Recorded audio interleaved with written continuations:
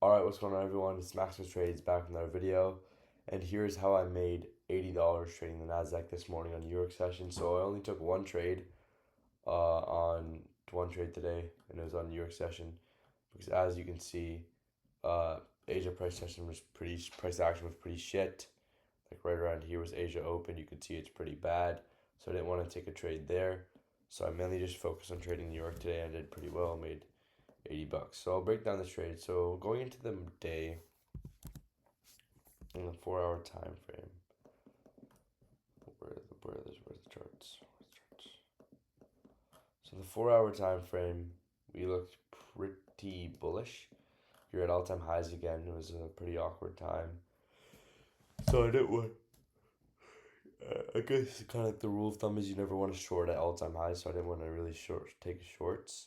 I was looking for longs anyway. And normally in my model, if you guys haven't seen my previous videos of my New York model, I strongly recommend you do because I don't really hop in with a set bias. Like obviously I kind of go in with like a plan.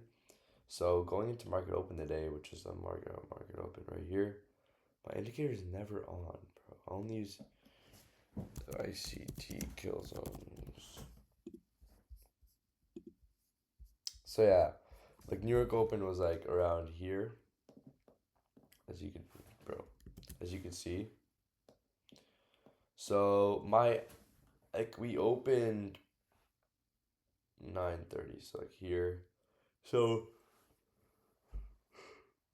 my thinking was that we were already like trading around like right this level over here and this chop, and I was thinking to myself, okay, look, we have London lows, literally like we're edging London lows, and we have these Asia lows down here. So I want to take out these lows and make an SMT or something like that. Make an SMT maybe at these lows or like any key low. So I want to see about these key session lows and then reverse up to the upside and take these longs because I knew like the only like realistic targets for draw shorts because we're already trading at all time highs would only be these session lows because there's no way I saw it going all the way down to these maybe the previous day lows here like a right off rip on market open maybe like as time progressed as we did over here that would make more sense but right when market open I don't think so because we're at all time highs and we have these much more like clearer viable draws easier to target draws so my initial plan was price to take out these draws and reverse back up the upside, and that's kind of exactly what happened. So we took out these. We chopped. We literally first candle in. We dumped and took out. Oh, I'm just tired. We took out the London. We took out eight London and Asia lows in one candle. And I'll check S&P. Did we? I forget if there's S&T.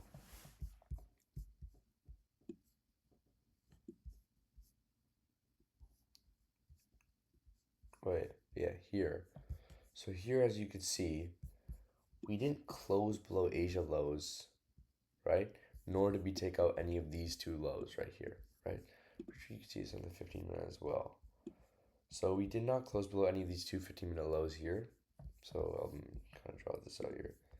These lows here, we did not close below, and that's liquidity, right? And we closed below those on NASDAQ, right? So we swept out liquidity at these lows on NASDAQ. I'll put up on NASDAQ right here to show you guys.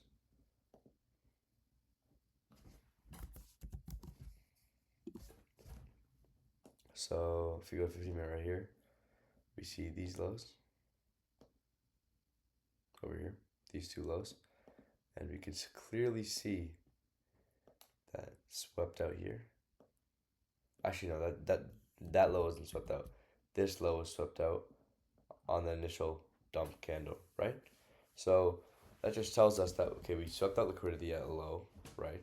And we made SMT at that low, and without saying that we also swept out all of these like high liquidity lows down here on Asia and London lows, which is the same for S&P. So I saw that SMT form and we swept out all this liquidity and we were all time highs. So I'm like, okay, looking for longs, looking for longs. So let's go down to the 5 minute here, and yeah, I looked at the first like my model is just the first bullish candle that forms. It's like right here and right here. So as you can see, this first bullish candle that formed marked at the equilibrium. Scale down to the 1 minute, and after that candle closed, where is it right here? after that candle closed, we retested it here. As you can see, I entered right off this continuation close. So we retested down here, came down, reached equilibrium, had positive displacement off that equilibrium. Entered off this continuation candle close to the upside, indicating that we reversed trend into it. We reversed here, but indicating we continued trend to the upside. So that gave my confirmation. So what I did was I entered these longs now. Okay, so here's my kind of like position management. There was news at 10. The new chairman, Moore, I think is Moore. I don't know his last Moore was speaking. So I was really aware of that. I entered like 15 minutes before. So my thinking was I had like my full TP was up here, and we had two major highs. We had this high, these highs, and these highs. So on the 5 minute you can see it clear as well. So we had, where did my position go? It's here. We had these choppy highs up here, and this clear high up here, and then we had this big high up here. Because I guess you could say like normally when I see two highs like this, I just think of them like since they're so close together, they could be relatively equalized. I know it's a stretch, but like I don't think it makes sense for me to take partials here and here, right? Just one of those two, whatever I think is more achievable, right? So we identified three levels of my take profits, right? So when I entered at around 9:45, I know I had 50 minutes till news, and I knew like I really had the discretion. I'm thinking, okay, look, we enter right here. I think we're for sure gonna take out these at least these highs before net 10, right? So that's why I entered, thinking I would take out these highs, close out half my position at these highs, and immediately break even. So I'd be protected if there's news just dumped it, right? Then again, I didn't like know how high impact this news was gonna be, so that happened like really like, you can see right now like 9:57. So literally 3 minutes before market open, I mean news dropped. He started speaking. We hit the high. We hit this high. Break even. I break even and took $40 off there, and then literally nothing happened because the news. We just continued going up, and we hit these highs again. So my TP2 got hit over here, TP2 over TP2, and then I closed another $40 off. So that was my $80. And keep in mind we were break even the entire time, and then this was if we would have hit TP3 that'd be another 40. So it was gonna be like 120. It was 120, 40, 40, 40, right? And turns out I don't want to say stop take profit edge. We were pretty close to our take profit, but unfortunately we reversed down. I think there's an SMT. I don't even know why. Probably because of an SMT. But I'm not too mad at that. As you can see, we exited right here, break even. You can see the arrow. So yeah, we entered down to this candle here. Took partials here, break even here.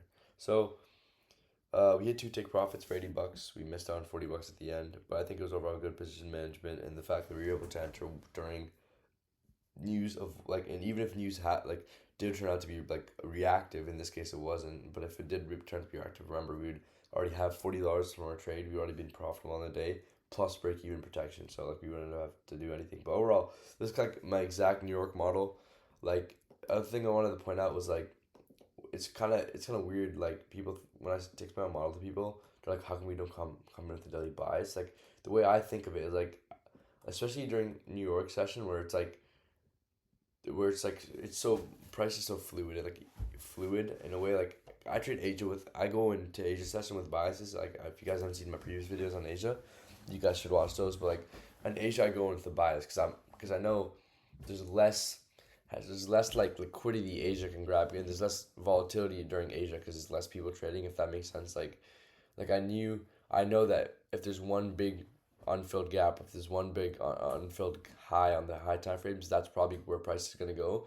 But I know on New York, it's like really unpredictable because there's always unfilled gaps in different directions. There's always unfilled highs in different directions. So when I go into New York, I go in with that idea of like I'm gonna look what the market is right now. I'm gonna come up with a plan, like a prediction. I'm literally gonna predict like I did today. I predicted like what I think we're gonna do. I said was like I think because we're already down here at this chop, we're gonna take out these lows first and then continue higher because we're all time high. So I come up with that kind of like discretion bias, right?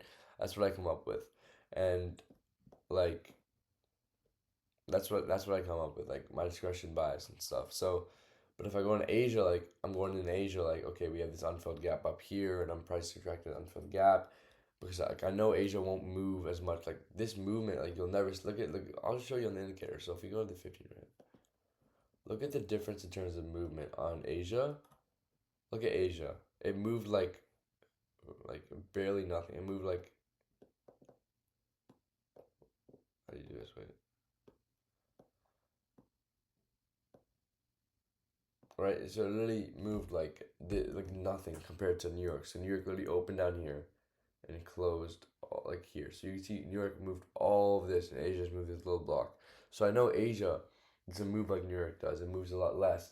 So I know it's probably better to go in with a straight bias, right? But New York it's a little more different because like it's much more like, no, I don't want to say unpredictable. It's not the word for it, but it's much more like it's dependent. Like it's dependent on what it's the way. Okay, I know it seems to be confusing, but like you can tell where what direction Asia's gonna go in. Asia's for me, at least me, I can tell what direction it's gonna go in before the session starts. But New York, I can't tell. I have to wait for like the first 10 minutes of market open to understand where price is going. Like within the first 10 minutes, I can tell if I'm looking for longs or shorts, and that changes a lot with New York too. But it doesn't change for Asia. Like Asia, I can tell. I think we're gonna go up before 7 o'clock, before 7 o'clock Eastern.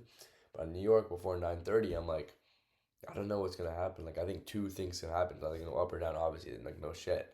But I kind of break it down more complicated. Like now I'm like, okay, I think we're gonna take out these lows and go back up here. I think we're gonna take out these highs and reverse or stay choppy. Like I come up with that plan, and that helps me kind of get a guideline out for the day because I understand it better. Like I never want to like restrict myself, especially in New York, because like New York is so free. Like I don't want to restrict myself. I'm only looking for only. Like, I hate doing that on New York. I kind of wait to see what the market gives me because again, I'm trying to predict the market, so I have to understand what the market's giving me. If the information is feeding me, then I can react onto that. So I wait for the market. Like the first 10 minutes, I want to see what it does. I never go in with like a strict bias on New York, but on Asia I do. So like that's something I want to point out. Like something I've like, developed over the years. Normally I thought it was like your normal type of bias, but now I realize it's like for me it just works like this. So yeah, and I did that. I did this yesterday. Check out my video yesterday. I made like $275 doing using this exact model, and I didn't go with the bias either. I kind of came in with that plan as well. But overall, good trade, $80, good position management. Really kind of weird day because we had like some crazy news, but yeah, able to come up with some cash. Asia moved like shit. That's why I didn't trade it. Like you can see this, bro. Like that's bad. That's bad. Like this whole period, that's bad. Like that's horrible compared to like this. As New York, look at this movement, bro. Compared to bro, and I have to trade. I traded this for 2 months. And I was profitable. I traded Asia price action. Check my videos. Asia price action for 2 months, by the way, and I was profitable on the accounts. I'll show you all my trades on the YouTube channel as well, and I have this trade journal on my drops as well. But like, yeah, clean trade overall. Nothing much to say. I wanted to keep it short, kind of extended. I kind of yapped for too long, but like it's whatever. So yeah, hopefully trade tomorrow, get another win, keep the profitable. Here's the account. So on the paper account balance for wait what 1,584. We started with $500. Yeah. All right, cool. That's enough for today. That's Maximus Trade. It's out.